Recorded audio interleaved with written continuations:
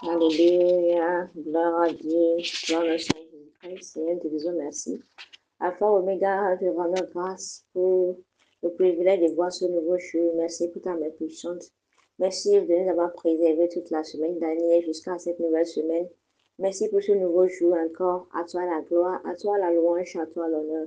Seigneur, nous venons à toi tel que nous sommes. Tout péché que nous avons commis, en pensée, en parole, Seigneur, lave-nous, purifie-nous. Par ton précieux sang, le sang qui est versé à la croix de Calvaire. Seigneur Jésus-Christ, nous t'invitons au milieu de nous. Viens prendre le contrôle. Saint-Esprit de Dieu, viens agir. Nous ne voulons pas faire un pas sans toi ce matin. Viens agir ce matin. Au nom puissant de notre Seigneur Jésus-Christ, nous avons adoré le Seigneur. Shalom, frères et sœurs, je nous salue ce matin dans le beau précieux de notre Seigneur Jésus-Christ. Alors, ouvrons nos Bibles dans le livre de Philippiens 1, verset 9, qui dit ceci. Et voici ce que je demande dans ma prière, que votre amour abonde de plus en plus en connaissance et en discernement. Et voici ce que je demande dans ma prière, que votre amour abonde de plus en plus en connaissance et en discernement. Gloire à Dieu. Tel que nous le savons, nous sommes en train d'étudier le livre des Philippiens et nous avons vu le genre de cœur que l'apôtre Paul a du moins envers les Philippiens, parce que eux aussi, ils sont restés fidèles depuis qu'ils ont reçu Christ jusqu'au moment où Paul les écrivait cette lettre. Au-delà de cela, ils ont été des partenaires.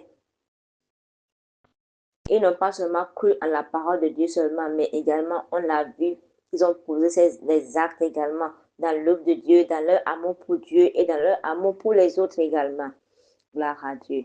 Et je recommande que tous ceux qui ont raté les audios de la semaine passée, qu'on puisse aller les réécouter. Et je sais une chose que nous n'allons pas regretter au nom puissant de Jésus-Christ. Et ce matin, par la grâce de Dieu, on voit que l'apôtre Paul est en train de faire une prière spéciale aux Philippiens. Je sais que lorsqu'on va voir cette prière, d'abord, on va dire, mais c'est quel genre de prière ça? Normalement, l'apôtre Paul devait prier pour les Philippiens pour que Dieu les bénisse. Mais non, il ne l'a pas fait. On voit que la prière de l'apôtre Paul pour les croyants de Philippe, ça ne portait pas sur la richesse, le confort ou la réussite, mais sur le fait que leur amour continue de croître. Il a prié pour que leur amour continue de croître. Et on doit savoir une chose. C'est vrai, toutes ces choses matérielles dont on demande des fois dans nos prières, c'est vrai, c'est des trucs qu'on en a besoin. On a besoin de l'argent, on a besoin de moyens, on a besoin de tout cela. Et Dieu même le sait très bien. C'est important, il sait que nous avons besoin de cela. Mais au-delà de cela, on doit savoir une chose. Il y a des choses, sans ça, même si on a ces moyens financiers, même si on a ces richesses, ça va faire quoi? Ça va disparaître d'un clin d'œil. Par exemple, si une personne demande la richesse, et que cette personne n'a pas la sagesse de Dieu pour gérer cette richesse, ça va partir vite. Si une personne est riche, si la personne n'est pas disciplinée, il n'y a rien à dire, la richesse va partir. Quand on regarde l'enfant prodige, c'est vrai, l'enfant prodige a demandé l'argent à son père. Son père l'a donné son héritage. Il a pris son héritage. Mais est-ce que l'enfant prodige avait la discipline? Est-ce qu'il avait la sagesse pour gérer ça? Non. Tout est parti. Gloire à Dieu. On voit que lorsque le roi Salomon, lorsque Dieu l'avait demandé, qu'est-ce qu'il voulait? Il n'a pas demandé l'argent, ni le pouvoir, ni encore la célébrité, mais il a demandé la sagesse, la connaissance, et Dieu l'a donné cela. Et Dieu l'a encore augmenté de choses, parce qu'il y a une chose, si tu as la richesse et que tu n'as pas toutes ces choses-là, c'est zéro. Gloire à Dieu. Alors c'est très important qu'on puisse le savoir ce matin. Et ça nous enseigne, ce passage nous enseigne que la maturité spirituelle se mesure non seulement à ce que nous savons, mais aussi à la profondeur de notre amour pour Dieu et pour les autres. La plupart d'entre nous, on se dit que moi, je suis mature. Hein. Si c'est côté spirituel, moi, je suis mature. Pourquoi? Parce que je connais la Bible, de Genèse à Apocalypse. Parce que je peux côté n'importe quel verset biblique, je peux le dire. On doit savoir une chose. La maturité n'est pas dans ce que tu connais, mais au contraire dans l'amour que tu as pour Dieu et pour les autres. Tu ne peux pas te dire que tu es mature et que tu n'aimes pas Dieu, mais tu n'aimes pas ceux qui sont proches de toi. Tu as dit que tu es mature, mais il y a une personne qui souffre de toi, qui ne le regarde même pas. Mais tu te dis que non, moi là, je suis un croyant, un enfant de Dieu, moi je suis un croyant. Mon frère, ma soeur, ça ne se mesure pas par ce que tu connais de la Bible. Même le diable, tu sais que même le diable, il connaît la Bible plus que toi. Donc, on doit dire le diable aussi est mature. Parce que si c'est ça là, il connaît la Bible. Lorsqu'il a confronté notre Seigneur Jésus-Christ après les 40 jours de prière, de jeûne et de prière, on a vu quoi? Il a aussi côté la Bible. C'est pour te dire qu'il connaît la Bible. Si c'est pour côté la Bible là, tu ne peux pas gloire à Dieu. Mais ce n'est pas ce que nous connaissons. C'est vrai, la connaissance est bonne, mais l'amour aussi, on doit d'abord aimer. C'est important. N'oublions pas que Dieu est amour. Gloire à Dieu. Et cependant, on voit que l'apôtre Paul, au-delà de prier pour l'amour, il a aussi prié, il priait également pour que leur amour abonde. Il a prié aussi pour que leur amour abonde en connaissance et en discernement. On doit savoir une chose aussi, que le véritable amour chrétien n'est ni aveugle. L'amour aveugle, l'amour aveugle. Le véritable amour chrétien n'est ni aveugle, ni fondé uniquement sur les émotions.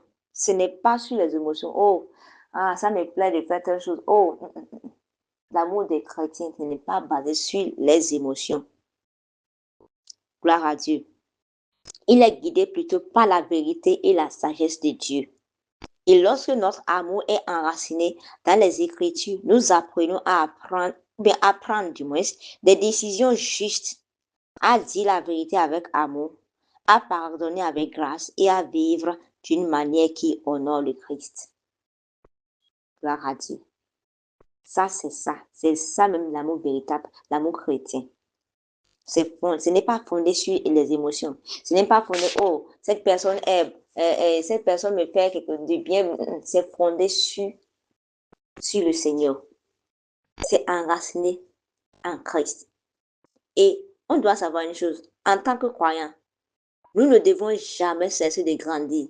Ah, ne te dis pas que non, je suis déjà à l'apogée de ma connaissance. Non, non, non. Il y a là où je suis là, je ne peux plus apprendre. Non, je suis déjà trop grand. Mon frère, même les grands professeurs aujourd'hui continuent d'apprendre. Les gens qui se disent professeurs, ils continuent d'apprendre. Parce que tu dois savoir une chose. Le jour que tu vas cesser de grandir, c'est ce jour-là que tu commences par mourir un peu, un peu, un peu, un peu, un peu, et c'est fini pour toi. C'est pourquoi tu vas voir quoi? Les gens qui vont à la retraite, la plupart des enfants qui vont à la retraite, là, ils ne restent pas là même pour dire que non, je suis déjà à la retraite. Hein. Ils continuent, tant qu'ils sont encore en forme pour aller travailler, ils continuent encore d'aller apprendre, d'aller enseigner. Parce que quoi? Le jour que tu vas cesser de grandir, c'est fini pour toi. Le jour que tu vas dire que je ne veux plus rien connaître, c'est fini. Tu vas commencer par faire quoi? Par se faner. Comme une fleur se fane et c'est fini. Et tu vas. Et quand une fleur se fane, qu'est-ce qui reste? Ça va disparaître. Je prie qu'on ne va pas disparaître au nom puissant de Jésus-Christ. Alors continue d'apprendre. Ne te dis pas non, moi je connais déjà toute la Bible. Oh, je connais déjà comment Dieu parle. Non! Il y a encore beaucoup de choses qu'on doit encore connaître. Il y a beaucoup de choses de Dieu qu'on doit encore découvrir. Le fait que tu as vu une face de Dieu ne veut pas te dire que c'est fini. Il y a encore beaucoup de choses que Dieu veut te montrer. Il y a beaucoup de choses que tu dois découvrir. Mais tu ne vas pas les découvrir en te disant que je connais quelque chose. À chaque fois que tu viens devant Dieu, tu dois te faire neutre. Tu dois te faire comme si une personne qui ne connaissait rien. Parce que il faut que tu saches que Dieu ne remplit pas. Dieu ne remplit pas une personne qui a déjà rempli. Il cherche des vases qui sont vides pour remplir. Mais si toi, tu as déjà rempli de l'ego, de je sais tout, c'est fini pour toi. Gloire à Dieu.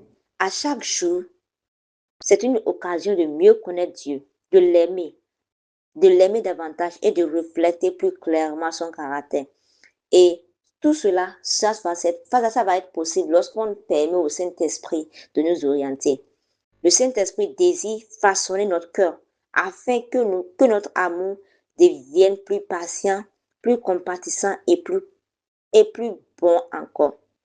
Gloire à Dieu. Alors ce matin, Dieu nous appelle, il t'appelle, il m'appelle.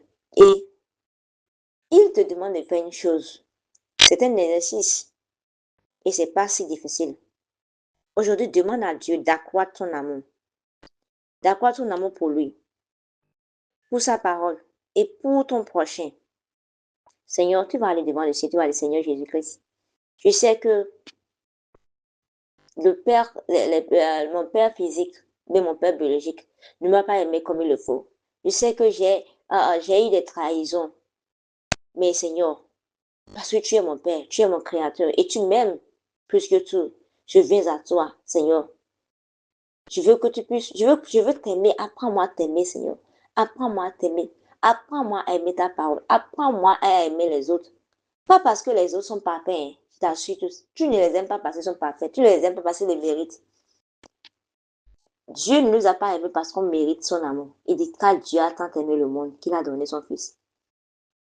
Il n'a pas entendu qu'on soit parfait d'abord, qu'on puisse accepter son Fils. Mais il l'a fait. Alors, nous de même, on doit le faire. Que notre amour soit guidé par la vérité, la sagesse et la puissance du Saint-Esprit. Lorsque tu vas choisir de faire cela, de prendre cette décision, tu vas voir comment Dieu va t'orienter. Et ta vie ne sera plus les mêmes au nom puissant de Jésus-Christ. Père Céleste, merci pour ton amour parfait et inébranlable.